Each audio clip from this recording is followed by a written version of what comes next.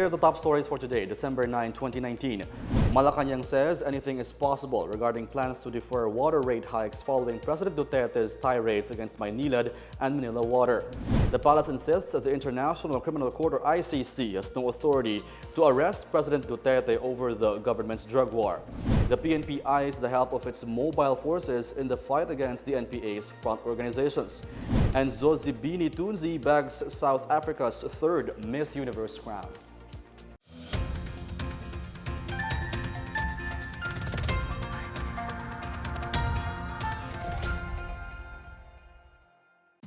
Good day, I'm Rom Dulfo. Welcome to the PNA Newsroom. Our top story, Malacanang believes anything is possible in relation to the push to defer water rate hikes which are supposed to be implemented starting January 1, 2020. The Metropolitan Waterworks and Sewerage System or MWSS earlier said it has met with water concessionaires Maynilad and Manila Water in relation to President Duterte's tirades on the alleged onerous water concession agreements. Presidential spokesperson Sal Panelo said that concessionaires can discuss if they can defer the rate hikes if they are not yet ready to implement it. Panelo clarified that the president made no mention of rescinding the alleged irregular water deals, even as legal and political experts said the president cannot arbitrarily do so. The president asked the DOJ and the Office of the Solicitor General to craft new water concession agreements that are favorable to the state and the Filipino people. He also asked the two agencies to file economic sabotage cases against all those involved in the agreements. The Permanent Court of Arbitration in Singapore has ordered the government to pay damages to Maynilad and Manila Water for losses and damages from delayed tariffs and water rate increases. Malacanang said despite being harassed by his critics and detractors, President Duterte has never done the same to them. Presidential spokesperson Sal Panelo made this reaction as he dismissed a Latvia-based study published by the North Atlantic Treaty Organization, which indicated that one of the four emerging models of disinformation was state-sponsored propaganda. Panelo said the president only seeks to protect and serve the Filipino people by implementing the law. He stressed that the president is being harassed by his critics and he does not harass them. Aside from the state-sponsored model, the other models of disinformation in the NATO study include the in-house staff model, the advertising and public relations model, and the clickbait model. Panelo denied that the government engaged in any form of spreading disinformation or fake news, as the president dislikes changing facts and figures and dishonesty. The palace official also maintained that the Duterte administration respects press freedom in the country.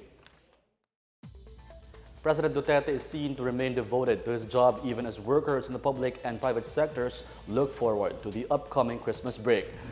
Presidential spokesperson Sal Panelo raised the possibility that the president may still continue to perform his duties during the holidays since he is a workaholic. Panelo said the chief executive would probably insist on working during the Christmas break, even despite his doctor's previous advice for him to take a rest. The president is expected to celebrate Christmas with family and friends in his hometown, Davao City. He also visits young cancer patients at the Southern Philippine Medical Center in Davao City every year. Under Proclamation 555, the President declared Christmas Day, December 25, as among the regular holidays for the year. Meanwhile, Christmas Eve, December 24, is considered an additional special non-working holiday. Communications Secretary Martin Andanar blasted as baseless and erroneous the report of Nikkei about the supposed cronyism under the leadership of President Duterte. Andanar issued the statement after Nikkei's contributing writer, Aurora Almendral, reported that the president targeted the corruption and excesses of wealthy clans to accommodate his loyalists and business allies. Andanar stressed that the president has been persistently lashing out at oligarchs who have promoted corruption, provided bribes to government officials, and eked out favors through their political connections. He also cited the Duterte administration's refusal to ingratiate itself with Manila Water and Maynilad after learning of their alleged onerous deals with the government. Andanar also highlighted the administration's commitment to enforcing rules and regulations that will make the country's business climate competitive, such as Freedom of Information or FOI, the strengthening of the Philippine Competition Commission or PCC, and the Anti-Red Tape Authority or ARTA, and the Comprehensive Tax Reform Program. Malacanang says the renewal of ABS-CBN's media franchise is up to Congress. Meanwhile, the Commission on Human Rights, or CHR, condemns the use of child soldiers by the New People's Army. More on this and other news from the provinces from Bench Bondo. The renewal of local broadcast network ABS-CBN Corporation's 25-year franchise would still be up to Congress. Presidential spokesperson Salvador Panelo said while President Rodrigo Duterte opposed the idea of renewing the franchise of ABS-CBN, he would let the lawmakers exercise their independence. ABS-CBN's 25-year franchise will expire on March 30, 2020 unless Congress and the President grant its renewal. The House Legislative Franchises Panel said it has no scheduled hearings on the renewal of ABS-CBN's franchise. Meanwhile, PNP Directorial Staff Chief Lieutenant General Guillermo Eleazar proposed that a special action force should be included in the anti-drug campaign. Eleazar cited the police commandos' discipline and unquestionable integrity as he admitted the government's campaign has always been marred by the involvement of some policemen. He said SAF's involvement will make the illegal drugs campaign more aggressive, especially against high-value targets or big-time drug lords. Earlier, Duterte said he wanted the government's anti-narcotics unit or the next PNP chief to focus more on big-time drug offenders. In other news, the Commission on Human Rights has condemned the use of child soldiers by the New People's Army in armed conflict. The CHR reacted to the death of Litboy Talha Binongkasan, a 16-year-old NPA rebel, during an encounter with government troops on December 2 in Hingoog City. The CHR said under the international human rights and humanitarian law, the use of child warriors is a war crime. It said the rights and welfare of children should be safeguarded during armed conflict at all times. For the PNA Newsroom, I'm Bench Bondo. Still to come. The palace insists the International Criminal Court, or ICC, has no authority to arrest President Duterte over the government's drug war. The PNP eyes the help of its mobile forces in the fight against the NPA's front organizations. More on these when the PNA Newsroom continues.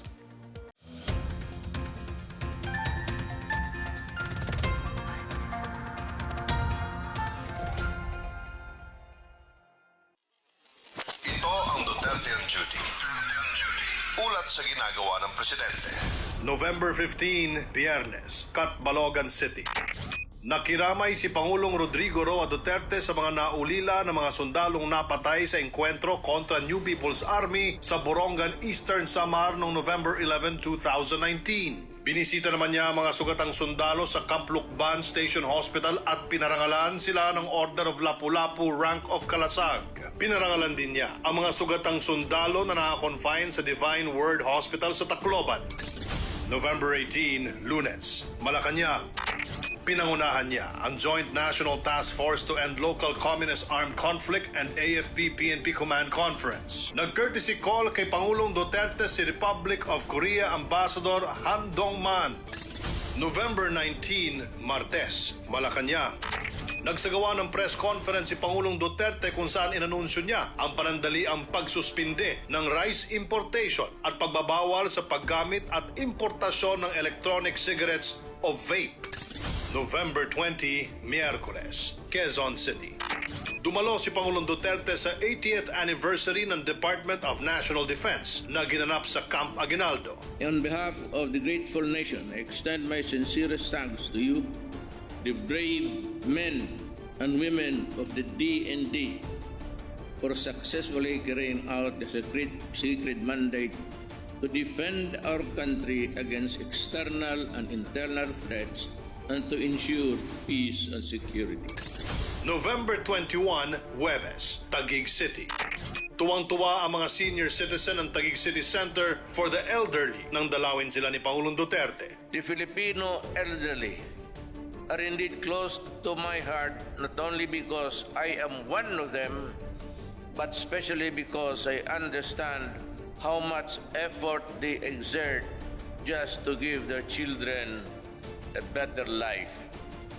Senior citizens, as an integral members of the Filipino family, deserve utmost care and support after fruitful years of contributing to nation building. November 22, Biyernes, Sarangani Province. Pinaunahan ng Pangulo ang inaugurasyon ng Sarangani Energy Corporation Coal-Fired Power Plant Phase 2 at Sigil Hydropower Corporation Hydropower Project. Ako po si Secretary Martin Andanar at ito ang Duterte on Duty.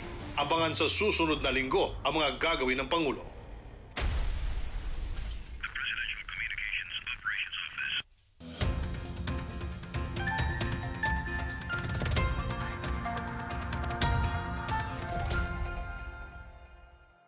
Malacanang said the International Criminal Court or ICC has no authority to arrest President Duterte for crimes against humanity related to the deaths of thousands of drug personalities in the country. Presidential spokesperson Sal Panelo shrugged off the claim of former Bayan Munar Party Representative Nery Colmenares that the president may soon face arrest after the ICC's preliminary examination. The ICC noted that it seeks the conclusion of its initial review of the president's drug war by 2020 to determine the possible necessity to conduct a full-blown investigation. Panelo said Colmenares' fervent wish for the president's arrest will never happen, as the ICC will never have jurisdiction over the Philippines. Panelo also brushed aside the Commission on Human Rights' offer to cooperate with the ICC in the event that it is tapped for information on the president's anti-narcotics campaign. He also believed that the case lodged before the ICC would not thrive, as a tribunal would need more time to look into the allegations hurled against the president. A ranking official of the National Task Force to End Local Communist Armed Conflict, or NTF-ELCAC, has slammed communist groups and their supporters as they appeal for pity whenever they get themselves cornered. This after the Rural Missionaries of the Philippines announced that it wants Sister Elenita Bilardo, its former national coordinator, excluded from the perjury case filed by the NTF-ELCAC due to her old age. AFP Deputy Chief of Staff Antonio Parlade Jr. said using old age to forestall legal liability is a weak argument. He notes how Communist Party of the Philippines, or CPP, founding chair Jose Maria Sison is still capable of ordering communist rebels around despite his age. He also said attempts to justify Sister Elenita's act by trumpeting her work with the rural poor is not justifiable. He adds RMP's claims that it is not involved in aiding the CPP-NPA does not hold water due to the testimony of their own finance staff. The perjury complaint filed by National Security Advisor Jimenez Esperon Jr. claimed RMP officials and others perjured themselves in the petition for writs of amparo and habeas corpus filed against him and other government officials. The Trade Department expects exports of goods and services to increase by 2 to 4%, or up to about $99 billion this year. Trade Chief Ramon Lopez said services will still show single-digit growth, while goods may grow by between 0 to 1%. He said services exports are mainly driven by information technology and business process management, as well as creative industries, which have been identified as service winners. Earnings from exports of goods and services reached $95 billion last year. Lopez said they were hoping to hit 2% rise in exports of goods this year, but the United States-China trade war has impacted supply chain activities. Lopez sees the country's exports of goods and services growing at a higher 4 to 6% in 2020. He said the country's total exports are on track to hit the $122 billion goal by 2022. The exports revenue goal was set under the Philippine Export Development Plan.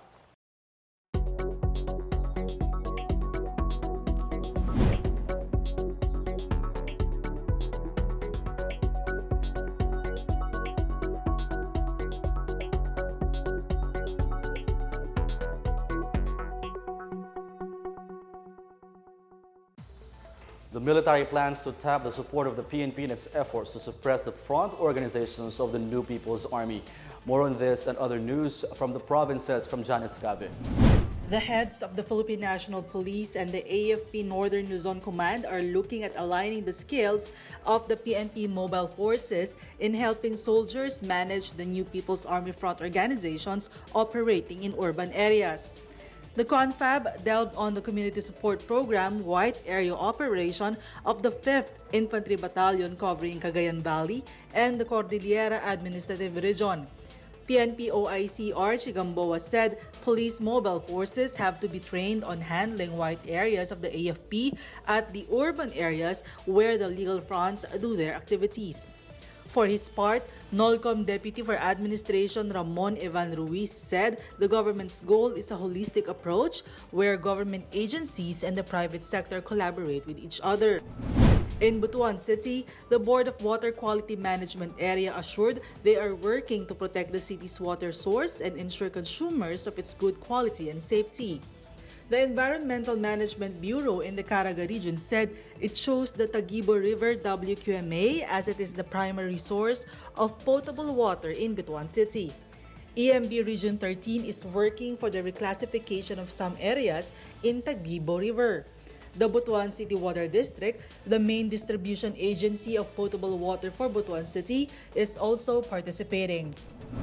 In Davao del Norte, local officials conducted psychosocial interventions to parents, teachers, and students of the Magwawa Integrated School in Santo Tomas, who were caught in a crossfire between government troops and the New People's Army rebels on Thursday last week. A number of traumatized school children were given stress debriefing to help them process their experience. The exchange of gunfire in nearby Barangay Colosas was heard by residents of Barangay Magwawa, especially those at the school, leading to the disruption of classes. For the PNA Newsroom, I'm Janice Cave. Up next, the newly launched Cavite-Manila ferry service offers free rides for the first month of its operation. And Zozibini Tunzi bags South Africa's third Miss Universe crown. The PNA Newsroom returns after these reminders.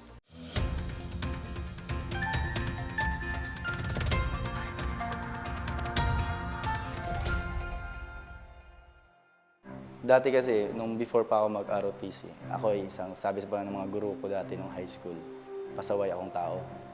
Kahit always may bagsak ako, may sa values na education. Pero nung na-experience ko itong ROTC, mula pa sa labas hanggang pumasok ako sa academy, dito nagbago yung pananaw ko sa buhay. Good afternoon, sir. I am Midshipman Captain Paglinawan Louis M. And I'm 24 years old. And I am a first-class cadet from Philippine Merchant Marine Academy. Ang ROTC kasi na program, sir, ito ay isang magandang programa ng gobyerno. Dito sa mga younger generations, sa mga kabataan natin, ito ay nakapagbibigay ng, ito ay isang magandang experience para sa mga kabataan, makapagbibigay ito ng disiplina sa sarili, yung leadership. Ito yung nabibuild din dito yung self-confidence, pati na yung patriotism mo, yung patriotic spirit mo, na love for your country, na maging isang responsableng mamamayan ng ating bansa. Nagkaroon ako ng disiplina sa sarili na hindi dapat ganyan yung gawain ng isang responsableng tao. And sa pananaw ko, ito ay nakapagbigay ng confidence sa akin kasi dati mahihain ako. Ngayon, nang naranasan itong ROTC, ito na-build yung confidence ko. Hindi ko din masasabing madali. Mahirap siya, sir, kung iisipin nating mahirap. Pero kung may determinasyon ka, may disiplina sa sarili, may pangarap ka, sir, gagawin at gagawin mong lahat, sir, para makasurvive lang sa kung anumang suliranin na pupunta sa harapin mo, sir. Before I entered here in the academy, I really wanted to serve in the public. So it is my lifelong dream.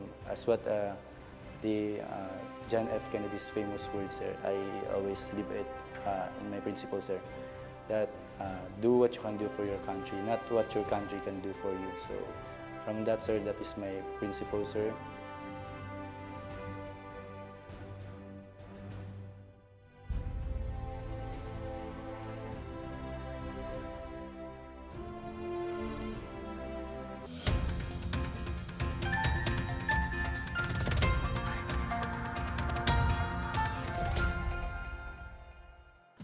Private operators of the newly launched Cavite-Manila ferry service on Sunday agreed to provide free seaborne transportation to the public for its first month of operation.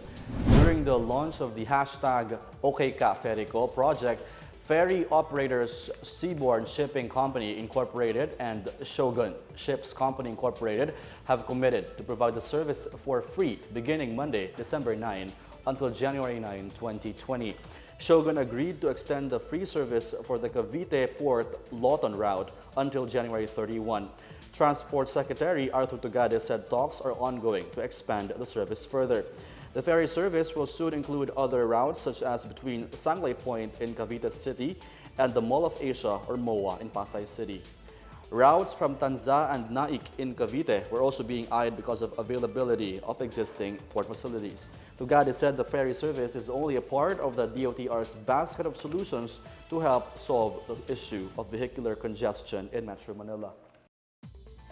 Malacanang is expected to honor the Filipino surfer who rescued his Indonesian rival during the surfing preliminaries in the 30th Southeast Asian Games. This as heroic surfer Roger Casugay captured the gold medal in the men's longboard event of the surfing competitions. Casugay beat fellow Filipino Rogelio Esquivel Jr. in the men's longboard open finals. Indonesian Arif Nurhidayat, who was rescued by Kagusay during the preliminaries, took the bronze. Philippine Sports Commission Chair William Ramirez commended Casugay for his sportsmanship and sacrifice. He said he will include Roger in the awarding in Malacanang to meet President Duterte. The PSC will give him a plaque of recognition for his heroic deed and a cash incentive to be approved by the PSC board. Earlier, Casugay earned praises after he was filmed rescuing Nurhidayat, whose leash was detached from the surfboard during their battle for the remaining finals seat. Authorities are promoting tourism in Panay by promoting its on-farm and culinary potential. DOT Undersecretary Edwin Enrile noted that tourists keep coming back in Western Visayas and Iloilo because of its culture and the cuisine. He said Iloilo's farm-to-table cuisine is supported by its rich farms and water bodies. The DOT opened on Friday its Kain na Culinary and Travel Festival at the shops at Atria Ayala Malls in Mandurriao District in Iloilo City. Kain na gathers together the local dishes prepared by local chefs, farm tourism sites and their products, and other cultural performances. The event, which ended on Sunday, was participated in by the provinces of Aklan, Antique, Capiz, Guimaras, Iloilo, and Iloilo City. With this intensified fight against communist insurgency, the government has called on organizations in Region 10 to help bring its services to the people and support efforts to reduce armed conflict. Christine Lynn Viajante with the story. The Regional Task Force to End Local Communist Armed Conflict in Region 10 made a call to the people's organizations, non-government organizations, and civic organizations in the region to help the government address communist insurgency, which have been plaguing the country for more than 50 years. The RTF-LCAC 10 organized a forum for sustainable peace and inclusive development with more than 100 participants coming from different civil organizations in northern Mindanao. The forum was conducted in partnership with the Office of the Presidential Advisor for Peace, Reconciliation, and Unity and Balay Mindanao Foundation Incorporated. It aimed to provide a venue to discuss and identify areas of convergence and complementation between the RTF-LCAC TWG and civil organizations in the region in implementing the convergence areas for peace and development program to identified priority and focus areas. We need your support and cooperation. The civil sector composed of all your organizations will be the last component that would interlink the three major sectors in the society: government, private, and civil. Go on full steam towards achieving our common goal. We will be needing every sector in the society, the government, private, and you, the civil sector, that we, the military, cannot do it alone, that we cannot move forward without everyone else's help and support. Archbishop Antonio Ledesma also underscored the need for understanding the root cause of inequality and lack of basic services to remote communities. It is important also for government agencies to have this linkage through mediators so that we can bring to their attention what are the needs of remote communities that see themselves as being deprived and being left out in the development process. Ariel Hernandez, co-chair of the Joint Normalization Committee, said one of the keys to attain just and lasting peace is reconciliation and social healing. Important is how do we really bring the whole discussion of peace, reconciliation, how do you repair the relationships?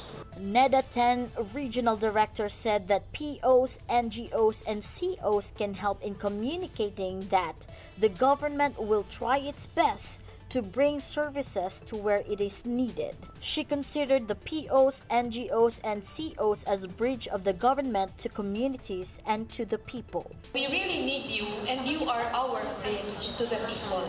You bring government closer to the people, but you can also bring the people closer to the government.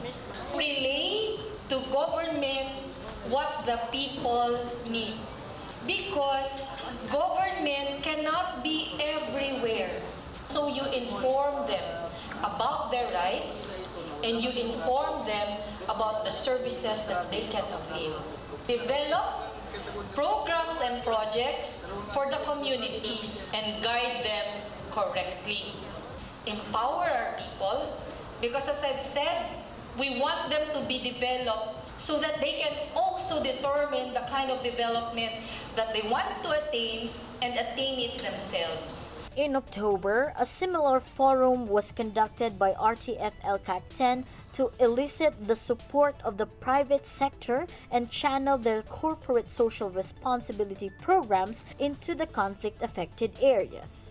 For PNA Newsroom, Christine Lynn Viajante of the Philippine Information Agency. In entertainment, Miss South Africa Zuzibini Tunzi was crowned Miss Universe 2019 on Monday morning, Manila time. Miss Universe 2018 Catriona Gray of the Philippines crowned Tunzi as her successor during the 68th edition of the pageant held in Atlanta, Georgia. Placing next to her are Puerto Rico's Madison Anderson as first runner-up and Mexico's Sofia Aragon as second runner-up. In the final three rounds, Tunzi stressed the need to teach young girls and women about leadership. The 26-year-old Tunzi aims to advocate for women empowerment and address gender-based violence globally. She is the third South African woman to be crowned Miss Universe after Margaret Gardiner in 1978 and Demi Lanel Peters in 2017. Meanwhile, Miss Philippines Gazini Ganados has ended her journey to the crown early as she failed to make it to the top 10. Ganados, who hails from Talisay, Cebu, only made it to the top 20 of a competition, coming in from the non-regional based top 5 wildcard.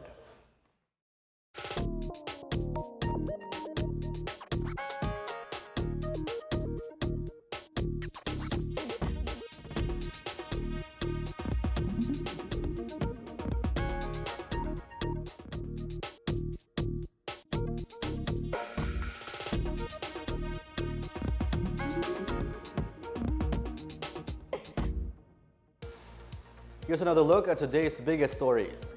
Malacanang says anything is possible regarding plans to defer water rate hikes following President Duterte's tirades against Maynilad and Manila Water.